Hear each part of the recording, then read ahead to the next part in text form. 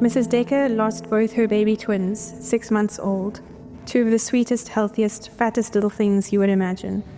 Since last November, 18 little children have died in the village, our little darling included.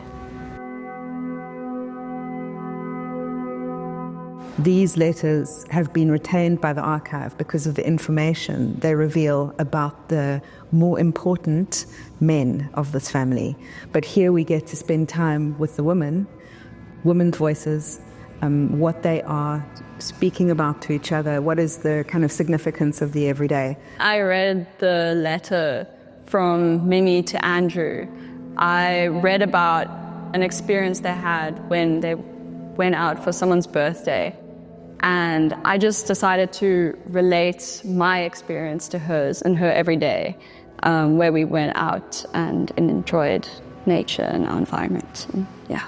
And, I came across a lot of sources that just really spoke to the everyday lives of the people who wrote them. And so the sources that we use this time for our second iteration of Art from Archives are letters between a mother and her daughter. And they lived in the 1800s in the Cape. Jemima Murray was the mother and her daughter, Mimie Louw. Art from Archives began when we visited the Stellenbosch archives and read letters to Mimie and Jemima from the 1800s to 1900s. And from there, combining the everyday, I began to explore how art can be used as a function to relay these experiences. And also to relay our experiences experiencing the archive. From the letters I read, I remember that Mimie would describe her food very poetically, and it made me think of my childhood and how my grandparents and parents would prepare food for me, and made me reminisce of my childhood. It made me pay attention to the really small details between my mom and I, and understand the complexity of our relationship. So that has really changed our dynamic.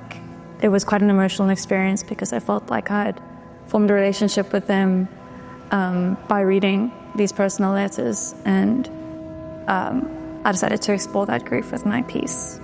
I thought of, this graphic way I share my honest realities with my mother. And so basically this would be my letters to my mum, about my experience.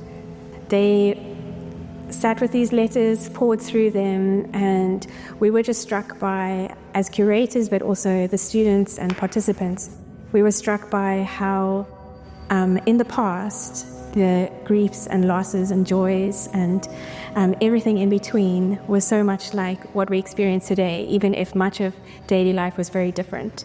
Reading these letters kind of took me back to a place of you had to put so much effort into writing it and think everything through. And it was kind of, this space was created around you in a way, just like you sitting down, writing the letter, and then when the other person gets it, again, sitting down, reading the letter. In every letter that I read, there was always a small moment where Mimie and Jemima spoke about the little gifts of food that they would send each other, and I really connected with that. I love food. I think food is a really beautiful tool for people to connect with each other. Having a woman's perspective of rural life in South Africa in the late 19th century is also a unique way to think about what kinds of struggles or joys or pleasures actually reach across time.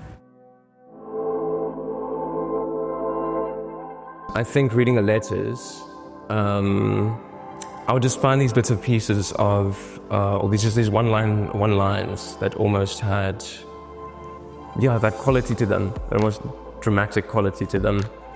And I just noticed how sort of they went unnoticed. It was kind of just little quips here and there, because of course it's daughter to mother. And I'm guessing those things were just normal to kind of bring up little family dramas and whatnot. I felt a bit like I was invading the privacy of people who no longer existed, and it felt a bit like a strange state to be in.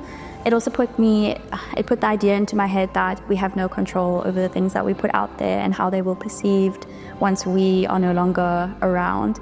And it made me look at the things that I and the people around me will leave behind. And I kind of had a bit of a conflict with the immoral aspect of peeking into other people's lives, and then also how our things will be perceived.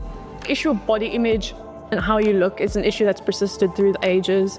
It's passed down from generations. I just thought that was really interesting. So in my piece, I tried to communicate the similarities within our thoughts.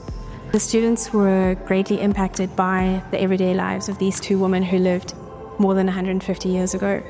So when we were thinking about a title for the exhibition, we were thinking about the quotidian, which is a bit of a complicated word, we realized, for our students, but also maybe for people coming to the show.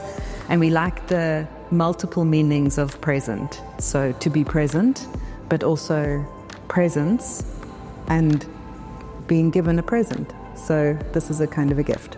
I think the show is a great representation of the process that they experienced of stopping, slowing down, and being struck by their own present as they read about the present day or everyday lives of these two women who lived so long ago.